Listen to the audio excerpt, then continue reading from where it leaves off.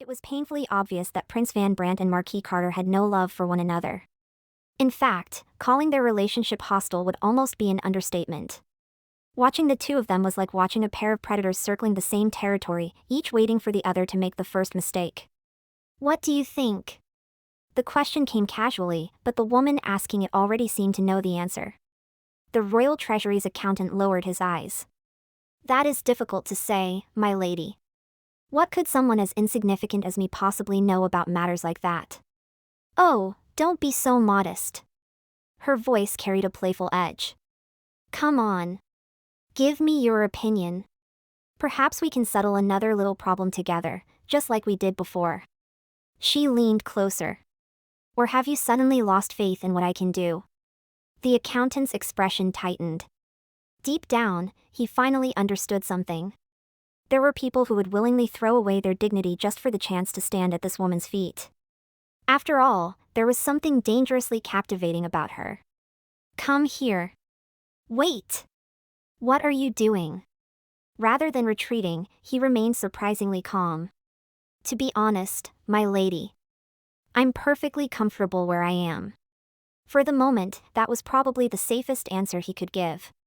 The situation was already complicated enough. Prince Van Brandt and Marquis Carter were so consumed by their rivalry that neither seemed to have noticed what was happening around them. And that was exactly what the woman wanted.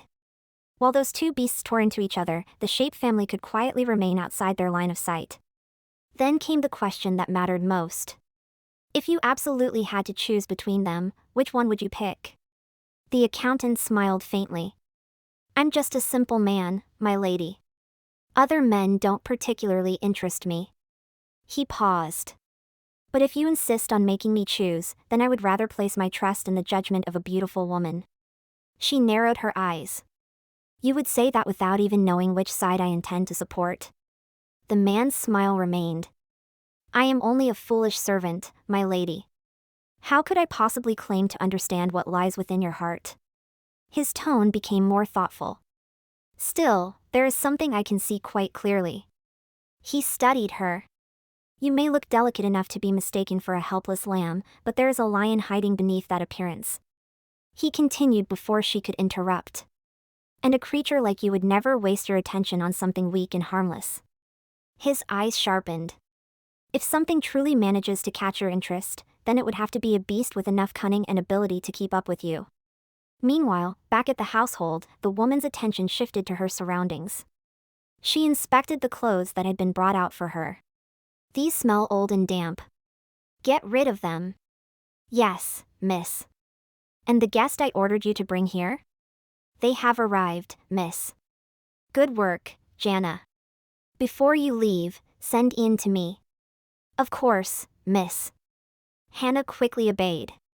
Once she was gone, the woman turned her attention toward the man waiting before her.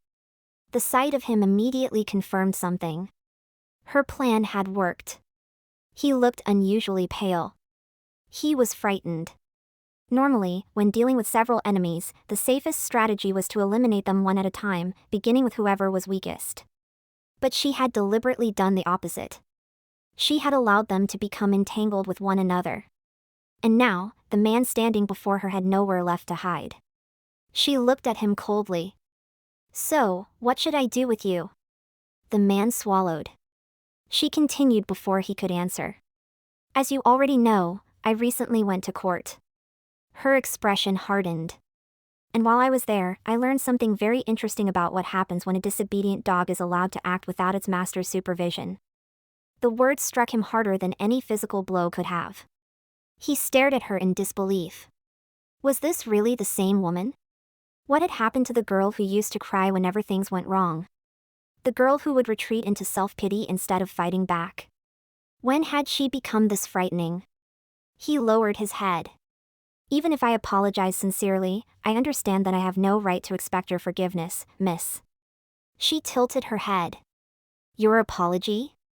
There was almost amusement in her voice. "I don't think you understand." She stepped closer. "What exactly is your apology supposed to accomplish?" The man hurried to respond. "I am truly sorry, miss." If you were actually sorry, you would have thought twice before giving yourself something to apologize for. He froze. Her words left no room for excuses. She continued to stare him down, refusing to let him escape behind empty remorse.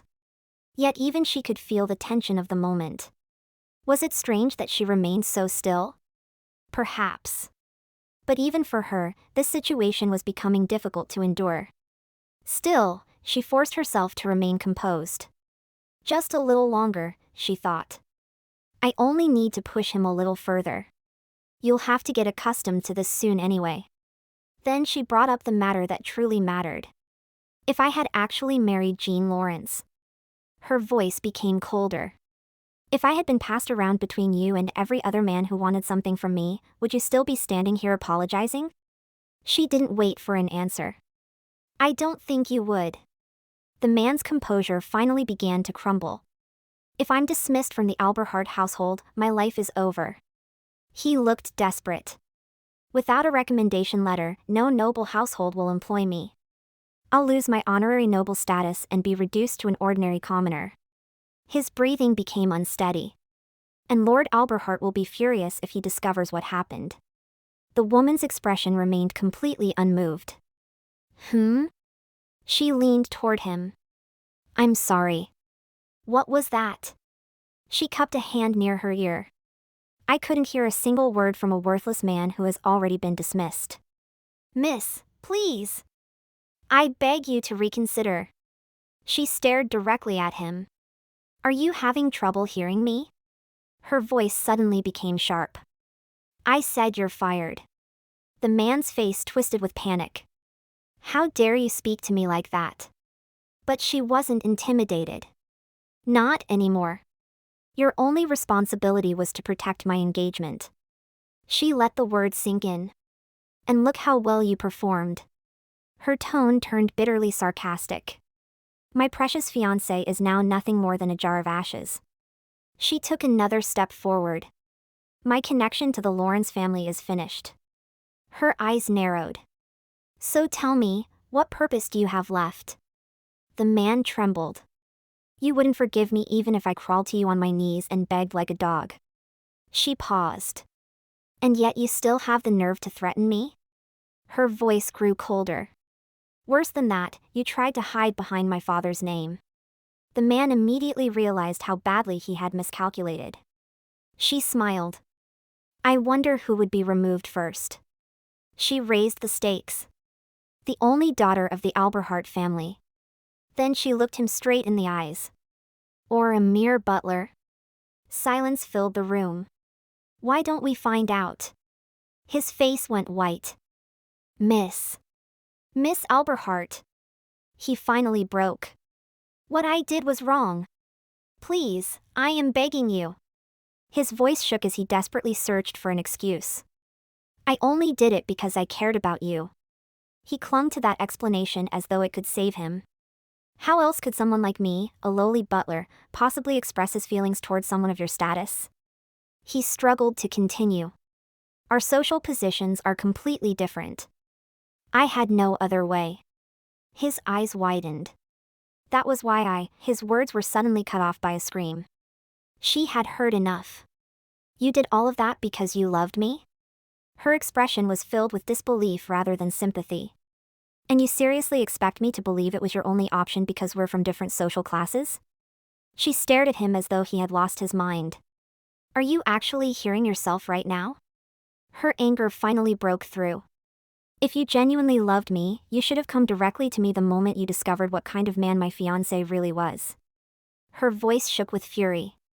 You should have warned me. You should have stood against him. And when he suggested turning me into his personal harlot, you should have rejected him immediately. She stepped closer. You should have spat in his face and refused to participate in something so disgusting. Her eyes hardened. That would have been what someone who truly loved me would have done. I was out of options. My birth may have been far more prestigious than yours, but that hardly mattered anymore. Here I was, bowing my head and begging for your mercy.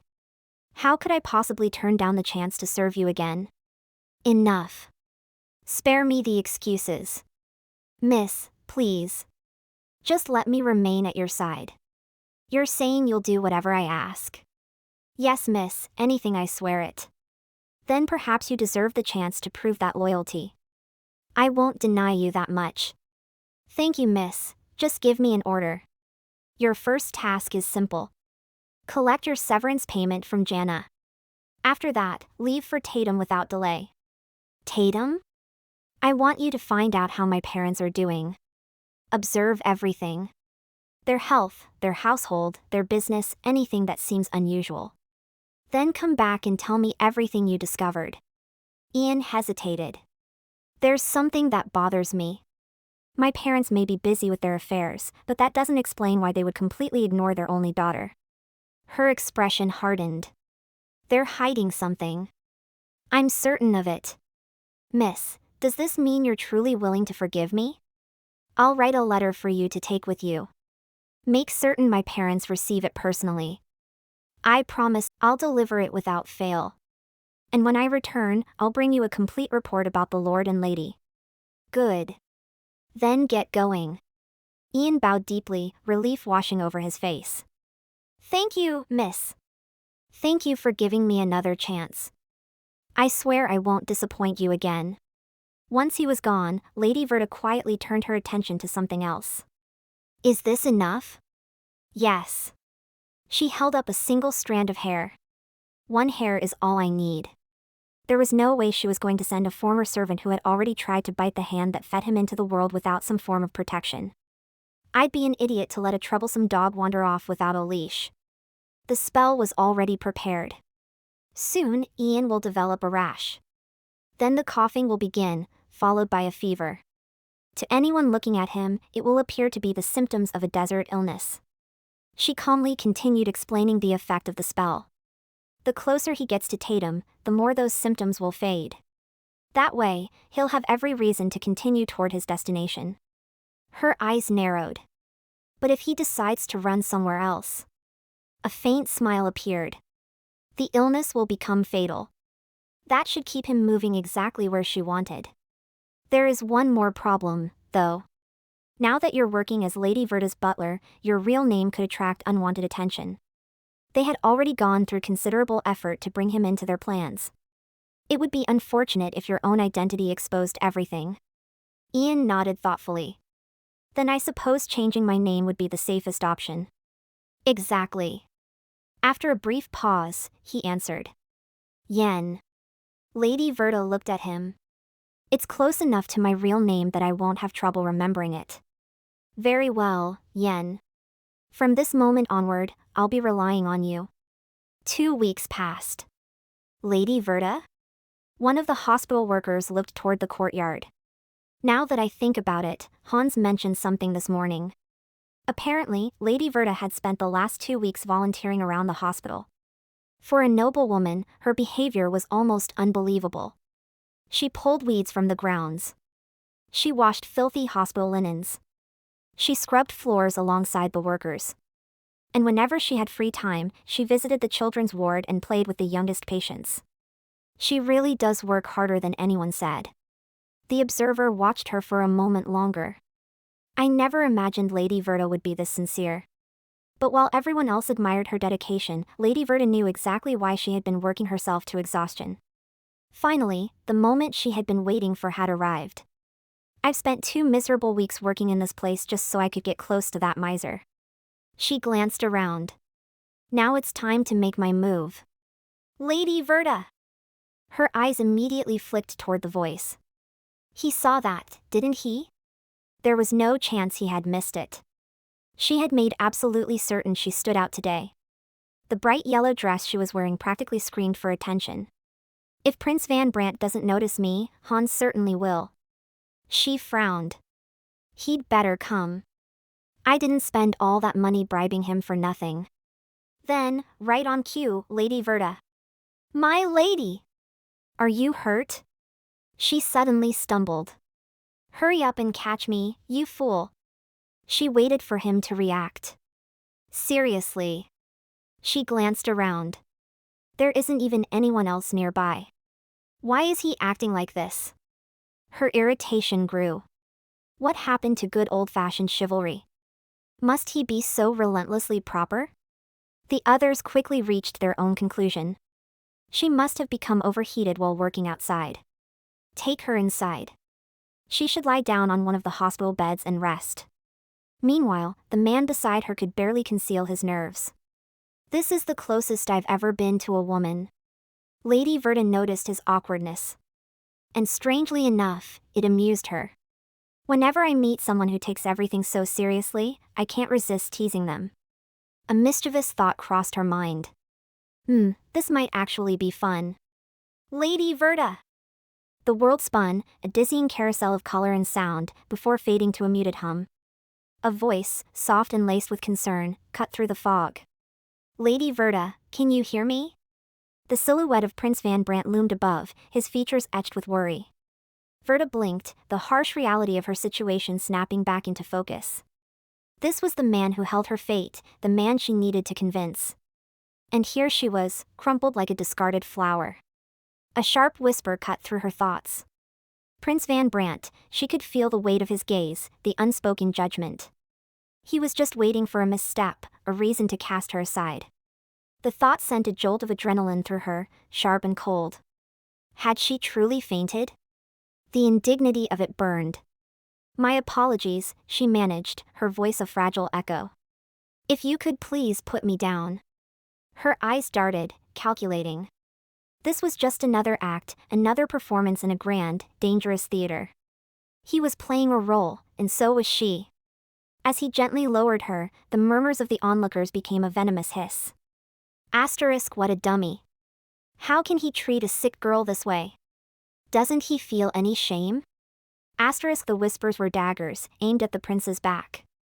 But Verda saw a flicker of something else in his eyes, a fleeting vulnerability that was quickly masked. His gaze locked with hers, a silent plea that was quickly extinguished. Forgive me, he uttered, his voice strained. I must attend to something urgent, very urgent. He turned and fled, leaving a storm of gossip in his wake. The whispers grew louder, more incredulous. Asterisk, what's with him? He's a grown man, isn't he?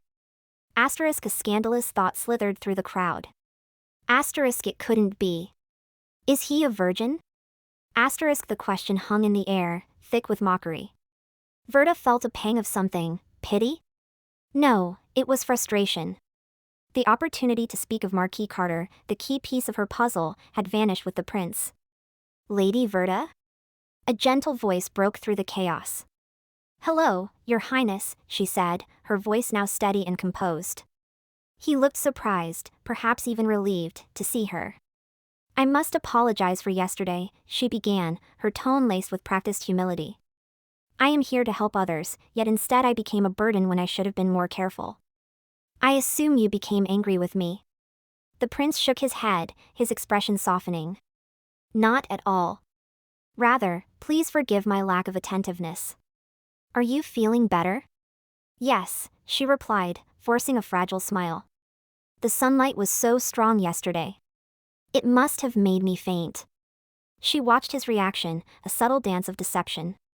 Would you like to be examined by one of our doctors? He offered, his voice filled with genuine concern. A specialist from the north happens to be here.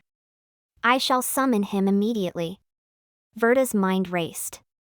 A specialist from the north, the thought of their superior skills, so far beyond the quacks of Osland, sent a thrill of anxiety through her. But she couldn't afford to be examined. It was too risky. No, thank you, she said quickly, a touch too sharply. I'm really fine. She took a breath, steeling herself for the real performance.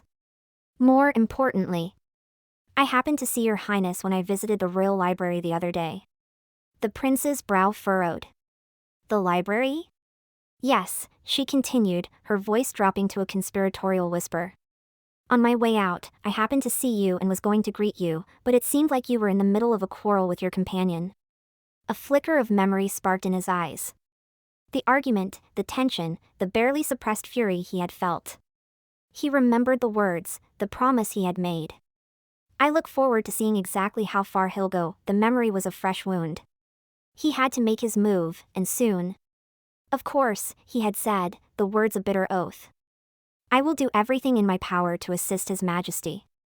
The prince had nodded, his gaze hardening. I appreciate your dedication. I pray that your loyalty remains unshakable, even in the face of personal gain. Verda seized the opening. The administrative and judicial branches are two different institutions, she said, her voice dripping with feigned innocence. Differences of opinion occasionally occur. It is nothing of concern. Marquis Carter and I hold no ill will toward each other. She paused, letting the silence stretch, a snake coiling before the strike. Is that so? She let a sliver of ice creep into her voice. Personally, I do. Quite a lot, I might add. The prince's eyes widened in surprise. Pardon? Why do you think I testified against my fiancé, Jean Lawrence? She asked, her voice trembling with a carefully constructed emotion. Her parents aren't even in the country. The name hung in the air, a ghost from the past. Asterisk poor girl. Emily, asterisk Verda shook her head, banishing the memory. I hated him to death. The words were a hiss, laced with a venom that was all too real.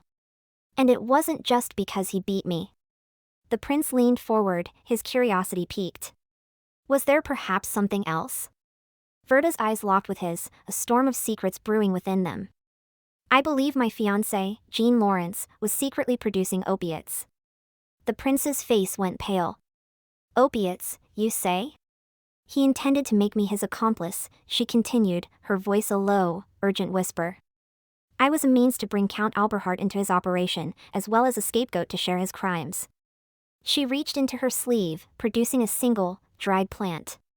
This is the plant I found and secretly took out of Jean's room. It is called Papaver somniferum. She saw the recognition dawn in his eyes. He knew the laws, the punishment.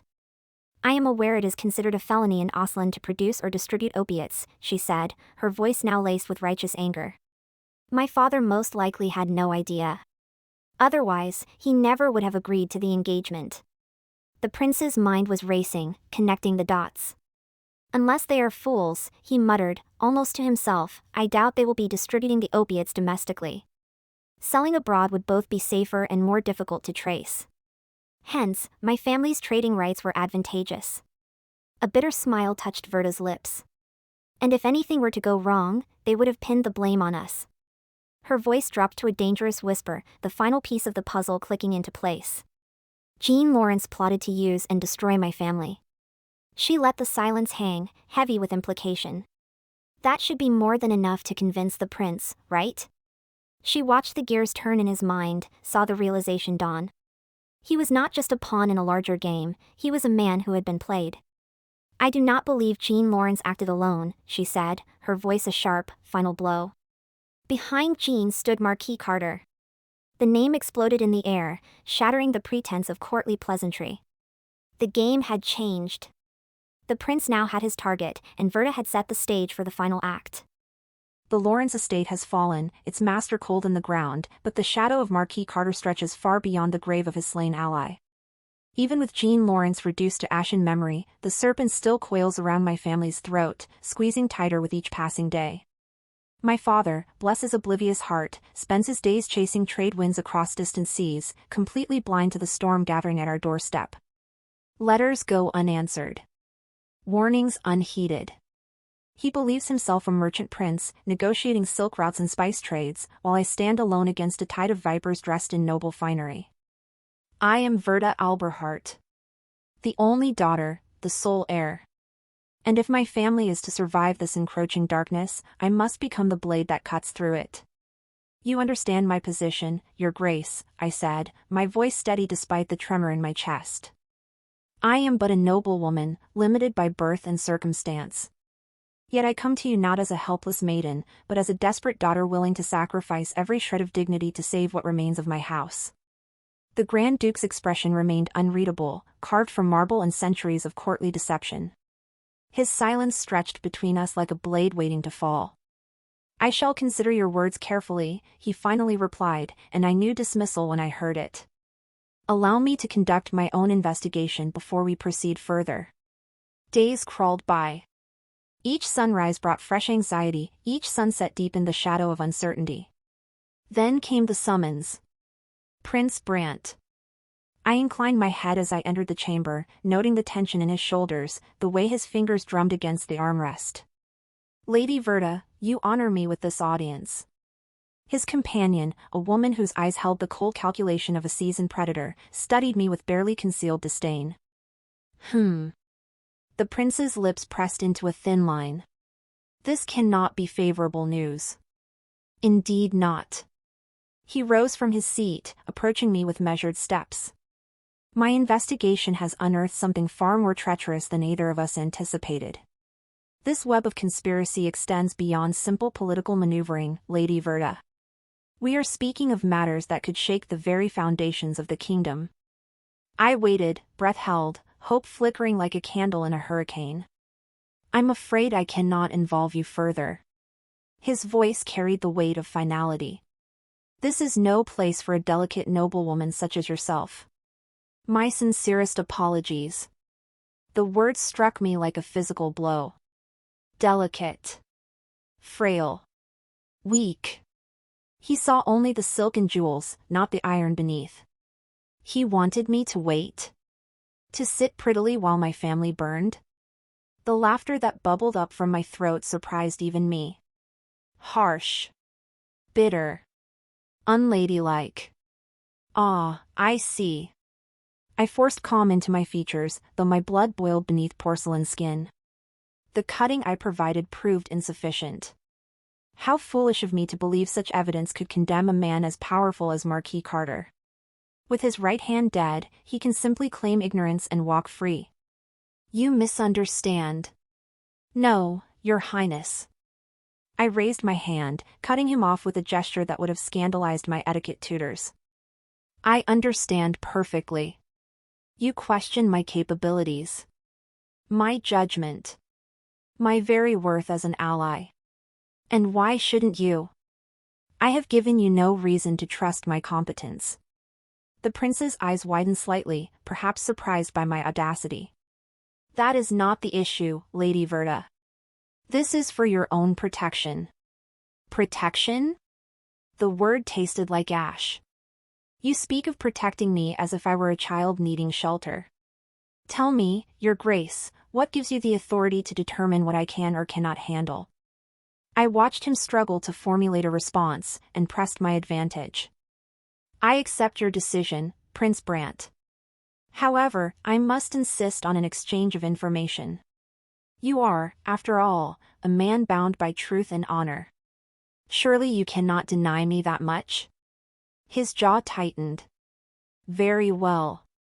But I had already begun my own research days before our meeting. The plant, when consumed regularly, creates a devastating addiction, I had reported to the Grand Duke during our first encounter. Lung damage mimics pneumonia. Withdrawal can prove fatal. The king was robust enough to hunt twice weekly. Pneumonia alone could not have claimed him so swiftly. I had thrown myself into this investigation with the ferocity of a cornered animal. My family's survival demanded nothing less. If you wish to remove me from this investigation, Your Grace, then provide me with a compelling reason. I believe I've earned that much from you. The prince studied me for a long moment, something shifting in his gaze. Respect? Wariness? I couldn't tell. After the previous king's death, every servant who handled his meals either died suddenly or vanished without trace. My blood ran cold. For over a year, I suspected Marquis Carter but possessed no proof. Then, miraculously, evidence emerged. His eyes met mine. The very cutting you provided. Poisoning the king. The words fell from my lips like stones. Marquis Carter. You surpass even my darkest expectations. He grows bolder, the prince continued. With Jean Lawrence eliminated, he seeks a new right hand. Baron Nathan Hector appears to be his primary target. Nathan Hector? The name meant nothing to me. 10 years of self-imposed exile from aristocratic society had left me ignorant of many minor houses. Marquis Carter's elder sister, the prince explained, lost their sibling rivalry a decade ago and married Marquis Amber. Her rival's daughter, Rosalie Amber, has received a marriage proposal from Baron Hector. Ah. The pieces clicked into place. The Baron wields little power now, but as Marquis Amber's son-in-law, his fortunes would rise considerably. Precisely. Nathan Hector. I committed the name to memory, etching it into my consciousness like a warning carved in stone. To approach the Baron, one must first get close to Rosalie Amber. Indeed. A smile curved my lips, not of joy, but of grim determination. Thank you, Prince Brant. You've been most helpful. He believes this is too dangerous for me? Let him think so. Let him underestimate the desperate lengths a woman will go to protect her family. Watch me closely, Your Highness. You're about to witness exactly how far I'm willing to descend. Rosalie Amber? Julia's laugh cut through the afternoon air like shattered glass. You wish to befriend that walking sanctimonious disaster? I blinked innocently. I heard she's remarkably kind. Kind? My friend's expression twisted with contempt. The woman has a savior complex the size of the royal palace. She spends her days playing savior to gutter rats instead of attending to her proper social obligations. You'd have better luck befriending a viper. She frequents St. Mary's, I've heard. Quite dedicated to charity. Charity! Julia practically spat the word. She's a hypocrite wrapped in silk, convinced of her own moral superiority. Don't waste your precious time on her, Verda. Rosalie Amber would sooner sacrifice you to her own ego than form a genuine friendship. I noted the venom in Julia's words, the almost personal nature of her hatred. How fascinating. This woman who inspired such visceral disgust must indeed possess remarkable qualities. Her engagement has been the talk of the season, I mused, steering the conversation. A baron, I believe? From modest beginnings. Handsome devil, apparently. Julia rolled her eyes. But that's hardly surprising. She's always had a weakness for pretty things she can rescue and reform. The man knows exactly how to play her. The moment those words left my lips, I saw it, the faintest flicker in his eyes, a telltale sign that my suspicions had landed squarely on the mark. This man was no fool. He dissected my intentions before I'd even finished mentioning Rosalie Amber's name, and that alone made him dangerous in ways that had nothing to do with physical strength. My mind drifted to the countless naive souls who'd crossed paths with that devastating face, their futures crumbling like dry earth beneath the weight of misplaced affection. What did it matter if he was handsome? Nobility meant nothing when the blood running through his veins was common as dirt. Men like that, they used their God-given features as weapons, preying on vulnerable heiresses desperate for a taste of romance.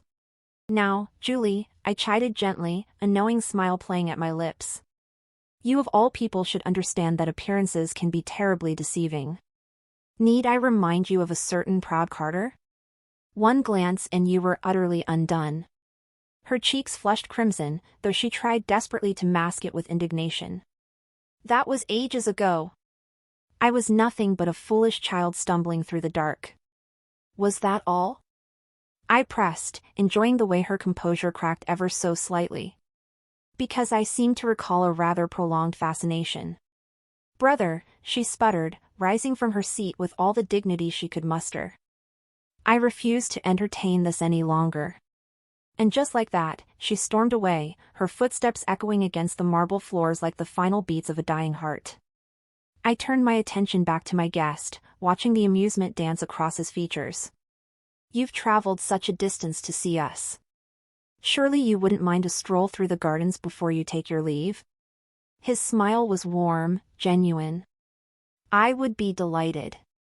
We walked in comfortable silence for a moment, the fragrant blooms of late spring surrounding us in a symphony of color and scent. But my thoughts were elsewhere, tangled in the web of family affairs that had grown increasingly complicated. Your parents have been absent far longer than anyone anticipated, I observed carefully. They're still in Tatum, if I'm not mistaken? Indeed, he replied, his voice carrying a weight that spoke of deeper concerns. Nearly 2 years now. They're supposedly negotiating trade agreements for spices and cotton, but the negotiations drag on endlessly, I finished for him, nodding knowingly. Their letters have grown increasingly distant, haven't they? It's been at least 2 years since they've shown any genuine warmth toward Verta. The love they once held for their only daughter has withered like autumn leaves. His eyes narrowed slightly, catching my meaning. It was wise to send Ian to Tatum instead of more permanent measures. Judging by the look in her eyes, I murmured, watching the distant horizon, she's already handled that particular situation. A heavy silence descended upon us, thick with unspoken truths. Finally, I clapped my hands together, forcing lightness back into my voice. Enough of this dreary talk. Let's rest here for a moment. The migratory birds pass through this time of year, you know. They pause here briefly before continuing their journey to Tatum as winter approaches. I pointed skyward. Look there, see how it catches the light? Such a magnificent creature, isn't it? I'm afraid I can't quite make it out, he admitted, squinting against the sun's glare. Where, suddenly, the ground seemed to rise up to meet me. I stumbled, my feet tangling beneath me, and before I could register what was happening, strong arms wrapped around my waist, breaking my fall in a tangle of limbs and ragged breaths. Oh my, I breathed, my heart hammering against my ribs. How terribly clumsy of me. His face hovered inches from mine, those sharp features thrown into stark relief by the golden afternoon light. Are you injured? Miraculously, everything seems intact, I managed, though my voice came out far breathier than intended. You know. I traced a finger along his jawline, feeling the slight tension beneath his skin. You really are quite handsome. A low chuckle escaped him. Surely this isn't news to you? Damn it all. At this rate. If you don't object, my lady, his voice dropped to a velvety whisper. Unless you intend to reward this poor soul who saved you from a most ungraceful tumble with nothing but words? I paused, considering. I suppose there's no reason not to. No one's watching.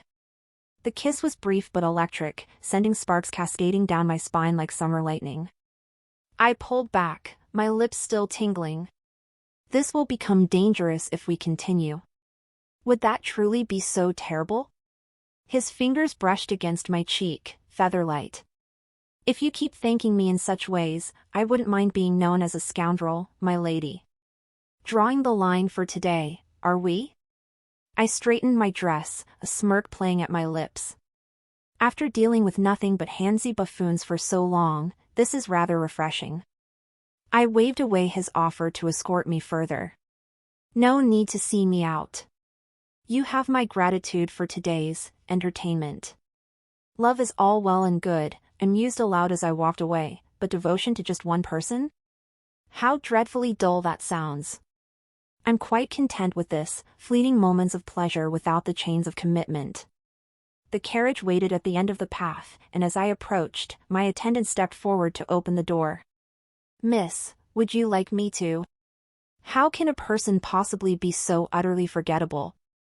I muttered under my breath, studying his face for perhaps the 100th time. His features were there, certainly, eyes, nose, mouth, but they shifted and blurred in my memory like watercolors in rain. If he turned around this instant, I couldn't have drawn a single distinguishing characteristic. But then, an idea sparked to life, brilliant and wicked in equal measure. John, I called out sweetly. Yes, miss? It must be terribly tedious, standing here like a statue while I'm inside playing at charity work. He blinked, clearly caught off guard. It is my duty, Mississippi. I don't find it. I raised an eyebrow, and he caught himself mid-sentence. Yes, you're absolutely correct, Mississippi. It is very boring. While you're waiting out here, I continued, my smile sharpening, keep your eyes and ears wide open for any suspicious characters lurking about. Do I make myself clear? His posture straightened. Of course, Mississippi, enjoy your time inside. I climbed into the carriage, the door clicking shut behind me, and allowed myself a small, satisfied smile. The game was only just beginning, and I intended to play it masterfully. Thank you for watching this episode of our Manhwa Recap. We hope you enjoyed diving into the world of this story with us. If you loved the content, don't forget to give this video a thumbs up, subscribe to our channel, and hit that notification bell so you never miss an update. Your support means the world to us and helps us bring you even more amazing manhwa recaps. See you in the next episode.